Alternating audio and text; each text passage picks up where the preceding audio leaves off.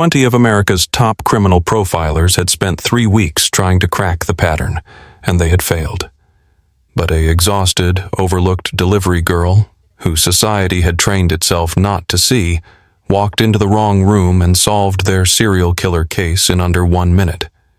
She thought she was just dropping off Korean fried chicken, but she had just decoded a death map that connected the FBI's most brutal unsolved murders to the Korean Mafia's bloodiest war.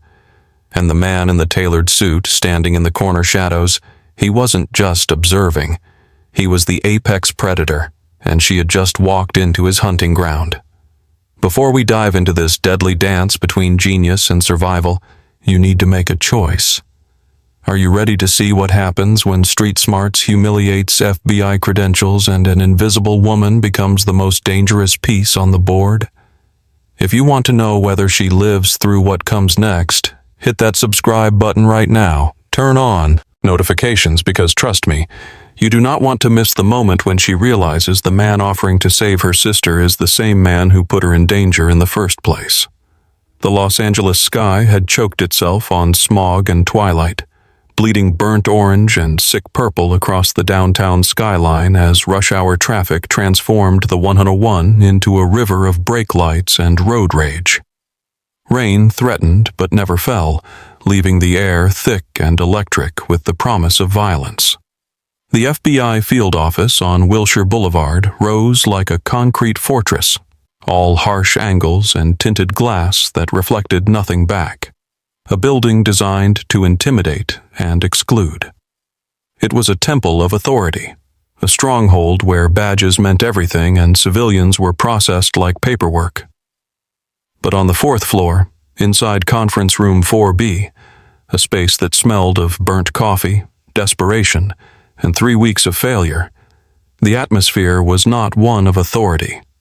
It was one of suffocating, career-ending panic. 20 detectives, 3 weeks, 7 bodies staged in identical positions across LA's underbelly, a signature so precise it mocked them, a pattern so obvious it remained invisible, and a behavioral analysis unit that had burned through every profile, every theory, every federal resource only to come up empty while the media sharpened their knives and the captain's patience turned to ash. The murder board dominated the wall like an accusation. Crime scene photos, red string, desperate annotations, the visual evidence of intelligent people failing spectacularly at the one thing that mattered, stopping a killer before body number 8 appeared. Please subscribe to my channel and don't let these voices fade into the background. Your support is the reason these stories live on. Now let's continue. Nene Torres had 3 phones mounted to her dashboard, each one screaming at her with a different ping. DoorDash, Uber Eats, Postmates, the holy trinity of barely surviving in Los Angeles. Her Honda Civic smelled like a United Nations of takeout, Thai basil, pepperoni grease, and now Korean barbecue sauce that had leaked through the bag and probably stained her passenger seat forever. She didn't have time to care. 2 months behind on rent. Sophia's community college tuition due in 3 weeks. The electricity bill sitting unopened because knowing the number wouldn't magically create the money to pay it. She used to be someone. Police academy, top 15% of her class. A future in law enforcement stretched out before her like a promise.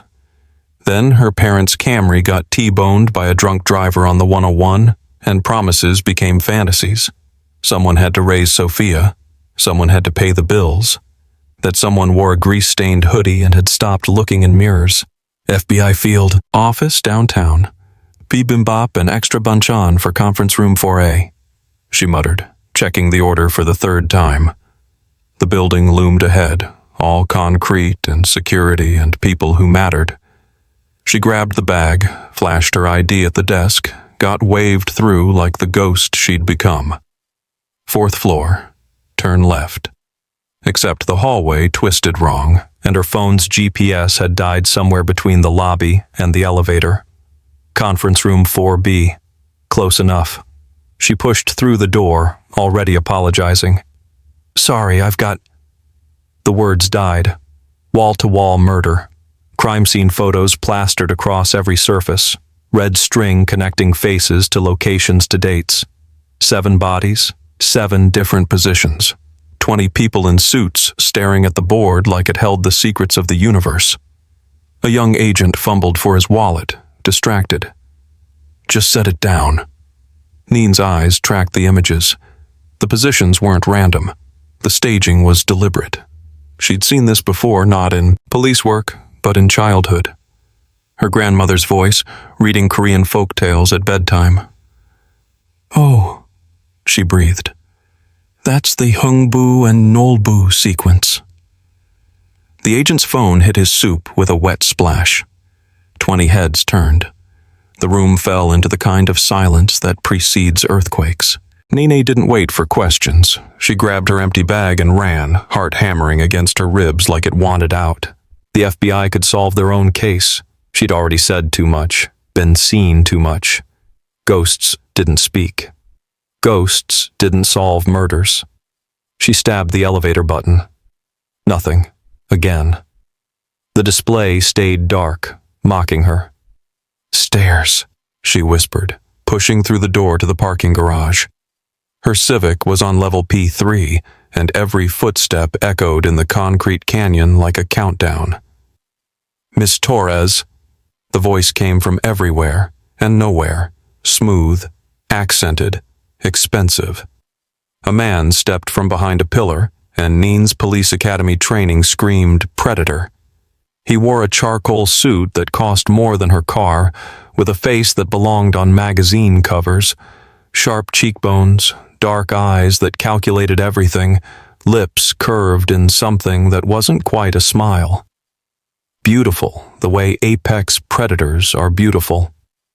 "You don't know me," he said, "but I know you.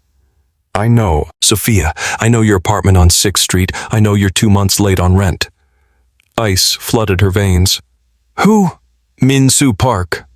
He held up his phone. Photos. Sophia at a casino Nene had never seen. Cards spread before her, chips stacked high. More photos. Different nights. Deeper stakes. "Your sister owes some very impatient people $150,000. His thumb swiped. Video now.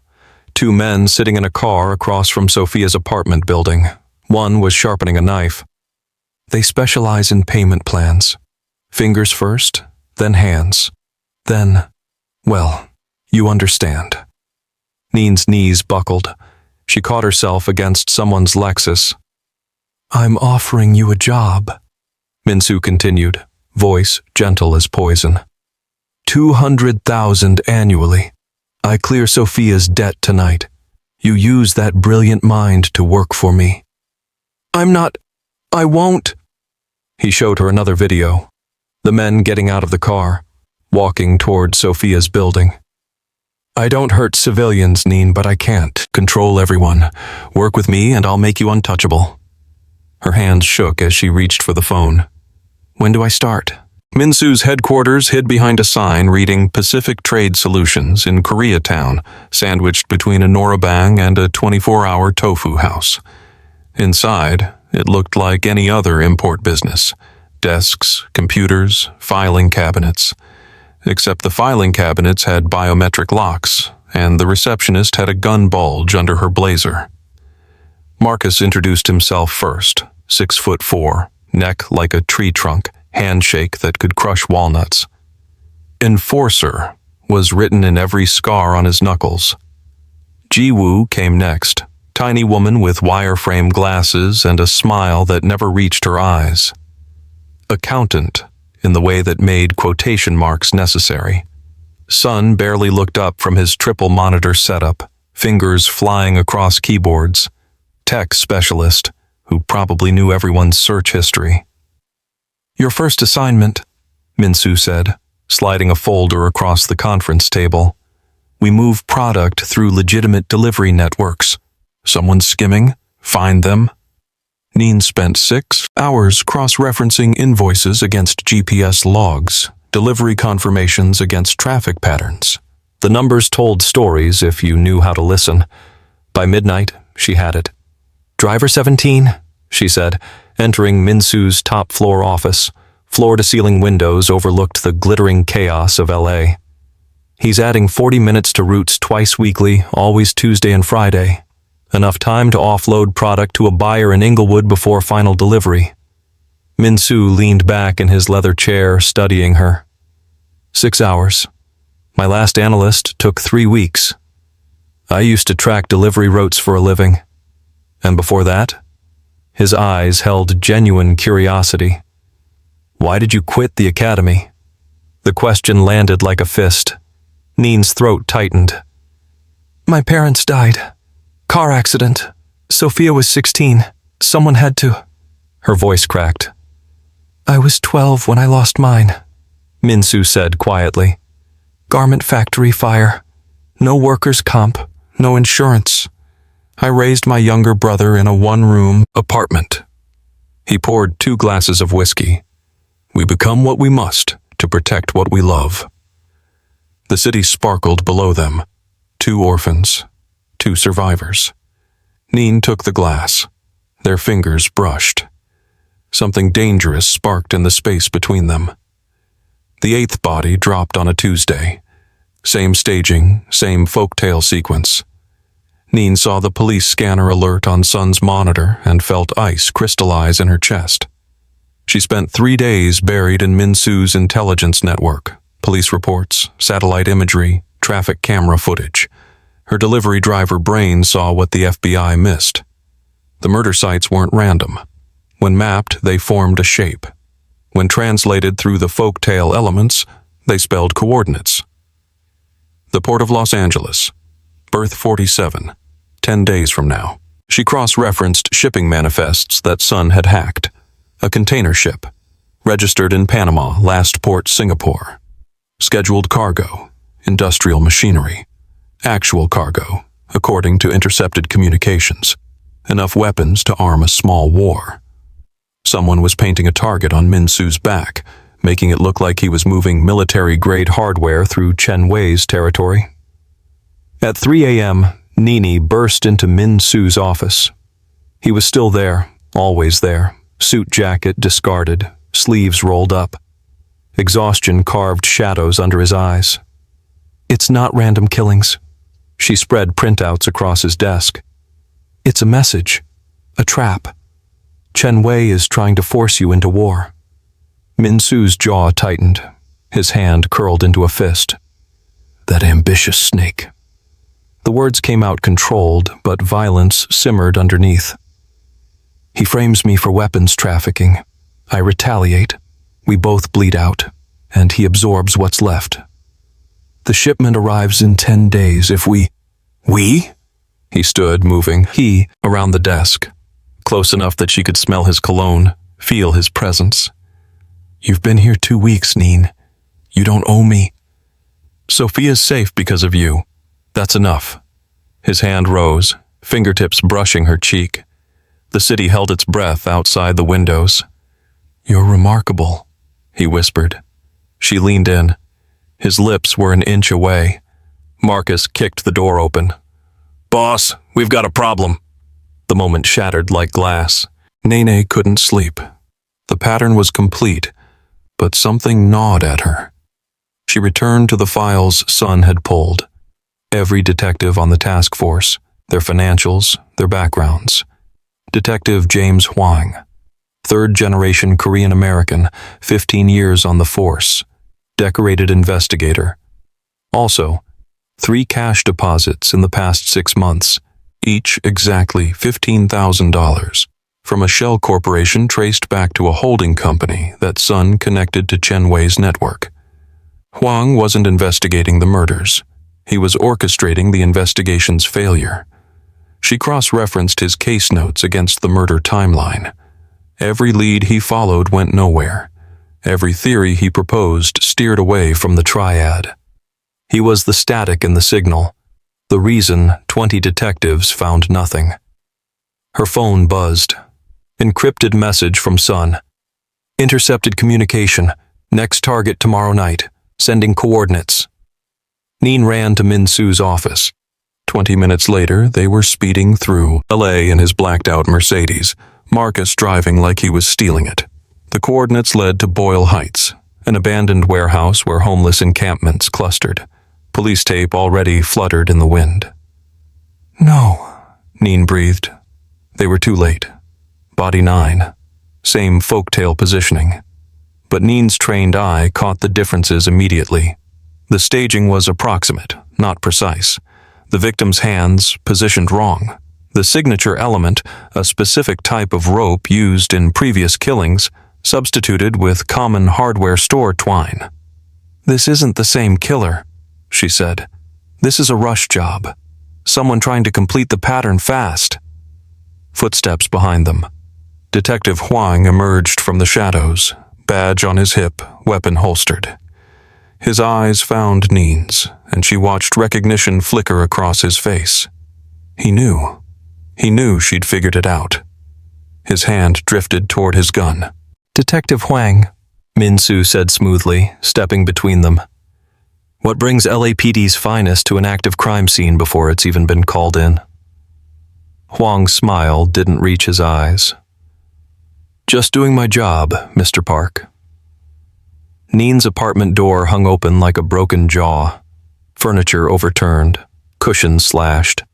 Her laptop smashed on the floor. Every drawer dumped, every cabinet ransacked. "Sophia!" She ran through the wreckage. Empty. The bedroom, bathroom, closet, all empty. Her phone buzzed. A photo loaded slowly, pixel by agonizing pixel. Sophia, zip-tied to a chair, blood trailing from her nose, eyes swollen, terror frozen on her face. Text message. "Arts District Warehouse number 7. Come alone. 1 hour. Tell Park and she dies screaming." Nene's hands shook so violently she nearly dropped the phone. This was it. The pattern's final piece. She was supposed to be body number 10. She knew it was a trap, knew walking in meant death. But Sophia's face. She pulled out her other phone, the encrypted one Min-Soo gave her. Voice message, whispered and desperate. "Warehouse 7, Arts District. They have Sophia. I'm sorry, I have to go." The warehouse rose from urban decay like a monument to LA's industrial past. Broken windows, graffiti tags, rusted loading docks. Her footsteps echoed on cracked concrete. 6 men materialized from shadows. Chen Wei's crew, all muscle and menace. Then Detective Huang emerged, gun drawn but pointed at the ground, almost casual. "You're the loose end, Ms. Torres." His voice echoed in the cavernous space. "You solved the pattern, and now you're going to become part of it. Poetic, really." "Where's my sister?" "Safe in her dorm room." He smiled. The photo was 6 months old, from before Park cleared her debts, but you couldn't risk it, could you? Footsteps on metal stairs. A man descended. Expensive suit, silver hair, face like carved ice. Chen Wei. "Min-Soo's weakness is that he cares," Chen said, studying Nene like an insect. "You're going to die, and he's going to burn LA down in revenge. Then we take everything." He nodded to his men. They moved forward. The first man grabbed Nene's arm. She had half a second to close her eyes. Then the windows exploded. Glass rained down like diamonds as gunfire erupted from 3 directions. Chen's men scattered, diving behind shipping containers and rusted machinery. Min-Soo crashed through the loading dock entrance, Marcus and Sun flanking him, muzzle flashes lighting their faces like demons. "Get down!" Min-Soo's voice cut through chaos. Nene dropped flat. Bullets chewed through metal above her head, sparks showering down. Her delivery driver brain kicked in, calculating angles, distances, tactical positions. She'd spent months memorizing LA's geography, traffic patterns, sight lines. "Marcus, 2 behind the blue container, east side!" she screamed. "Son, shooter on the catwalk, you're—" 11 o'clock. Marcus pivoted. Double tap. 2 bodies dropped. Son's rifle cracked. The catwalk shooter tumbled. Min-Soo fought his way toward her, moving like violence incarnate. He dropped one of Chen's men with a headshot, disarmed another with brutal efficiency. 20 feet away. 15. 10. Nene saw it before anyone else. The laser sight. Red dot painting Min-soo's chest from the second-floor office windows. She didn't think, just moved. Her tackle sent them both sprawling. The bullet meant for Min-soo's heart tore through her shoulder instead. White-hot agony. She screamed. Min-soo's face transformed into something primal. "Marcus!" Marcus's rifle sang. The sniper's body crashed through the office window, fell 2 stories, didn't move. "Nene, look at me." Min-soo pressed his hand to her bleeding shoulder. His fingers were gentle despite the carnage. "You're okay. You're okay." Chen Wei was already gone, slipping through a back exit like smoke, his men either dead or surrendering. But Detective Huang stood frozen, gun raised, pointed at them both. His hand trembled. Sweat poured down his face. "I can't. They'll kill my family. Chen will..." "Stop!" Nene forced herself upright, shoulder screaming. She pulled out her phone with her good hand. "I recorded everything. Your confession, Chen's plan, all of it. It's uploaded to a secure server with a dead man's switch. You shoot us, the FBI gets it all within the hour." Huang's gun lowered. He collapsed to his knees. Min-soo stood, fury radiating from him. "I'm going to paint these walls with..." "No!" Nene grabbed his arm. "Let him confess. Let him testify against Chen, expose the corruption, bring down the whole network. It's more effective than a bullet." Min-soo stared at her. Blood loss made the world tilt, but she held his gaze. Finally he nodded. "You're too good for this world." Sirens wailed in the distance. Red and blue lights painted the broken windows. Min-soo cupped her face with both hands, careful of her wound. His thumb brushed her cheekbone. "You saved my life. You saved my sister. You're not my employee anymore, Nene Torres." His voice dropped to something raw and honest. "You're my partner." He kissed her. Soft at first, then desperate. She tasted gunpowder and blood and something that felt dangerously like hope. The world burned around them, but for one moment, nothing else existed. 6 months later, Chen Wei's empire was a memory. Detective Huang's testimony had been scorched earth. Names, dates, bank accounts, body drops. The FBI dismantled the triad piece by piece. Chen himself was awaiting trial in federal custody, facing charges that would keep him buried until he was dust. The sign outside the Koreatown building now read Park Strategic Consulting in brushed steel letters. Inside, former criminals had become analysts.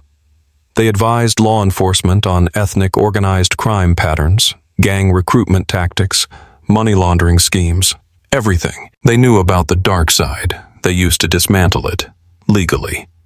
Nene ran the analytical division from an office with windows overlooking the city she'd once delivered to. Sophia was thriving at UCLA, studying social work, planning to help kids like they'd been. Marcus headed security. Ji-woo managed legitimate finances. Sun built cybersecurity systems for law enforcement agencies. "Ready?" Min-soo appeared in her doorway, impossibly handsome in casual clothes instead of tailored armor. The Korean restaurant looked exactly the same. Same cracked vinyl booths, same handwritten menu, same elderly owner who shuffled between tables. Min-soo led her to a specific booth, the one where she'd picked up that bibimbap order that changed everything. "6 months ago, you walked through the wrong door." He took her hands across the sticky table. "Conference room 4B instead of 4A. You thought you were just delivering noodles." "I was terrified." "You were brilliant." He reached into his pocket, pulled out a small velvet box. Inside, a simple silver band with a single diamond. Nothing ostentatious, just honest. "Nene Torres, you walked through the wrong door and became the right person. You saved my life. You saved my soul. You showed me there's more than survival. There's actually living. Tears blurred her vision. Min-soo, marry me. Be my partner in everything. Help me prove that people can change, that second chances matter, that the invisible deserve to be seen. She didn't hesitate. Yes. The elderly owner brought them complimentary soju, grinning like she'd known all along. 2 years later, the Right Door Initiative occupied a renovated warehouse in the Arts District. The same area where Nene had almost died now housed her foundation. They provided scholarships, job training, and educational resources for delivery workers and gig economy laborers trapped in survival mode. Nene stood in the parking lot, waiting. A young woman pulled up in a beat-up Civic, 3 phones mounted to the dashboard. She looked exhausted, invisible. Maria Rodriguez? Nene asked. The woman nodded, suspicious. I have good news. You've been selected for a full scholarship to Cal State. Tuition, books, living expenses, 4 years. Maria's face crumpled. That's not possible. People like me don't. Yes, you do. Nene handed her the folder. I know what it's like to be invisible, to think you don't deserve more.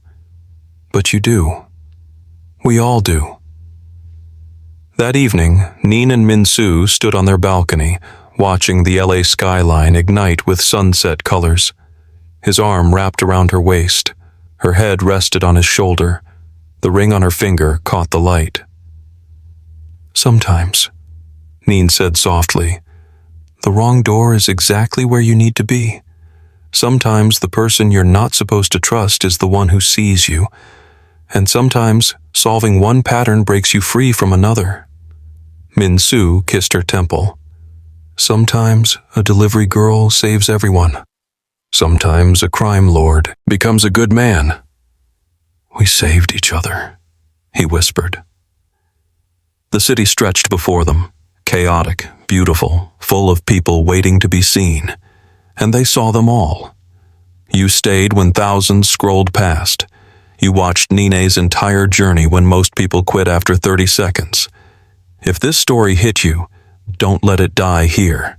Subscribe, like, comment. Help me reach the person who needs this next. You made it to the end. That's rare. Thank you.